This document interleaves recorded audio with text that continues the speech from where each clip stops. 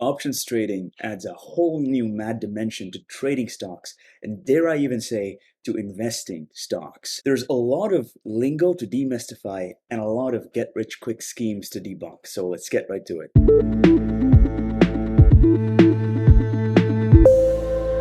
So one day, the bulls and bears of Wall Street got together for their weekly happy hour to make fun of the peasants on Main Street. And on this fine occasion, one chap had a drunken but bright idea to make even more money investing in securities such as stocks. And that's how the idea of options trading was created. Well, that isn't entirely true. There aren't actually bulls and bears at Wall Street, but I'd like to think there's a weekly happy hour where they get together and piss on the dreams of Main Street boppers. Point being, I won't do a proper history lesson here, but I will cover definitions. So let's get the show going. But before we do, while there are boppers on Main Street, there's also kings and queens and everyone beautiful in between. And I would love it if you all dropped a like on this video and hit the subscribe button to show this channel some love. Okay, for real this time. An option is simply a contract. It does not include shares of a company. An options contract gives someone who holds the contract the right to buy or sell a set number of shares at a set price. The person who owns an options contract is called a holder. And we'll get into who these holders are buying and selling their shares from in a minute. But that's all an options contract grants its holder, the right to buy or sell shares. There are two other important pieces of information on the contract. Number one, the price at which the holder can buy or sell these shares is called the strike price.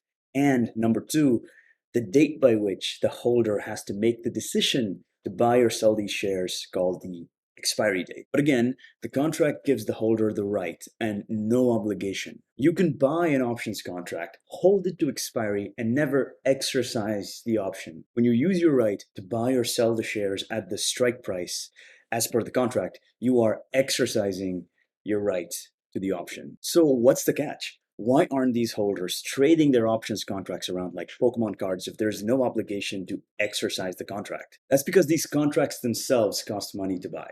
The price of an options contract, it's called its premium. And much like how there are a lot of factors that go into determining how valuable a Pokemon card is, say how rare the Pokemon is, what type the Pokemon is, how long you plan to live out of your mom's basement, etc. There's a lot of factors that go into determining the price at which an options contract is valued. That is its premium. Okay, so why would anybody buy an options contract though if it doesn't even include shares? Because when you're buying an options contract, you're just buying a right to do something, and that seems a little scammy. Let me explain this by breaking down the two kinds of options contracts. Let's start first with the put contract. A put contract grants the options holder the rights to sell shares at a set price before the expiry date. Let's go back to August of 2021 when Facebook was, still Facebook. And let's say you think the metaverse is a dystopian joke and that Facebook shares are actually going to fall in price. You want to make money selling shares of Facebook. On August 1st, 2021, Facebook shares are trading for about $380 in the open market. So you buy a put option that lets you sell shares of Facebook at $300 at any point in time within the next 2 years. Fast forward to February 2022. Facebook is trading for around $200.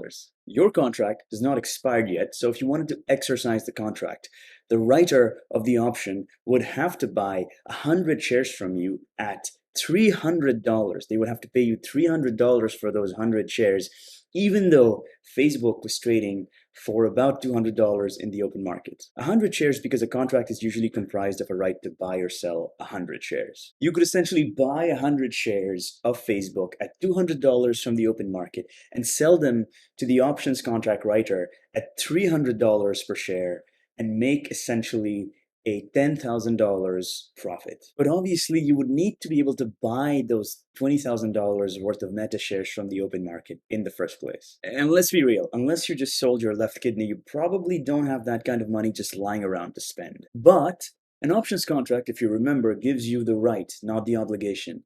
And given the market conditions and the fact that you have some time left on your options contract before expiry, there's probably somebody out there, there's probably a lot of people out there that are going to be paying you a much higher premium for this contract right now than what you bought this options contract for. So you could probably just sell this options contract for a much higher premium and make a profit that way. Let's consider the flip side of this deal for you, the holder. Let's say we're in a parallel universe where TikTok does not exist and people are partying it up in Facebook's metaverse. Let's imagine that Meta's stock price is now at $400 and your options contract is not looking too hot right now. Because if you had 100 shares of Facebook right now, you could only be selling it for $300 as per your put option, whereas if you went outside of your put option contract, you could sell it for much higher, $100 higher. What do? Well, if there's some time left on your put option before it expires, it's still probably worth something. You could hold on to the contract hoping that something happens before expiry that makes the contract become more valuable. And this is why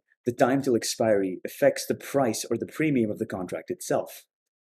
Things can happen. Now let's talk about the other kind of options, that is call options. To do that, let's travel back in time to June 2019 when people were still shaking hands and not furiously washing down their groceries. Tesla was selling for about $45. You think Tesla's share price is going to go up, so you buy a Tesla call option, which gives you the right to buy 100 shares of Tesla, let's say at $50 within the next 2 years. As you may have guessed it, a call option lets the holder buy shares at a set strike price before the expiry date. Fast forward to literally any time after June 2019 and Tesla shares are trading through the roof. Elon Musk has made some kind of virgin sacrifice to the AI gods and stonks just keep going up. Let's say Tesla is trading for $800 in the open market. You can pay the writer of this call option contract $5,000, $50 a share for 100 shares, and get 100 shares of Tesla, assuming your contract hasn't expired.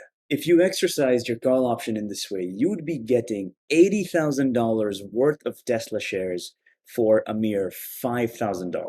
So there you have it. Call options and put options. We've mostly talked about these options contracts from the point of view of the holders. Let's shed a bit of light on the point of view of the options contract writers, that is the folks that create these contracts. Let's go back to the Meta put option. Somebody created that put option contract and was on the other end of that deal. That is, if the holder decided to exercise the contract and sell shares of Facebook, the options contract writer would be obligated to buy those shares from the holder. What are the risks for the options writer here? Let's consider the doomsday scenario here. For whatever reason, let's assume Facebook shares went to zero. The writer of these options contract would still be obligated to buy 100 shares of Facebook from the holder if they decided to exercise the option. So the maximum theoretical loss that the options contract writer for this put option could incur would be $30,000. That is 100 shares of Facebook that he would have to buy from the holder for $300 a piece, which is steep, but remember, if it's any consolation, the options contract writer probably sold the option for some premium and they still get to keep that premium. So the safe way to write a put option would be to sell cash secured put options, where you would already have the $30,000 in your brokerage account, the $30,000 being the total value of the shares represented in the put option. Let's talk about the poor folks that wrote that Tesla call option. The writers of the Tesla call option are obligated to give 100 shares of Tesla to the holder and take only $50 per share if the holder of the call option chooses to exercise it. Say if Tesla shares are trading for $800 in the open market, the writer of the Tesla call option would be obligated to provide 100 shares worth $80,000 and only take $5,000 from the options holder. The doomsday scenario for the Tesla call option writer is quite scary because there's theoretically no upper cap on the price that Tesla shares could hit before the expiration date. Therefore, the safe way to write call options would be to write covered call options where you'd already own the 100 shares of Tesla in your brokerage account. But the vast majority of people are only trading these options and aren't exercising or writing these options contract because the prices or the premiums of these options contracts are pretty significant. But in a nutshell, that's how options contracts work, and that's how you could be potentially making money from options contract. Thank you for watching. Keep your options open, and I will see you in the next video.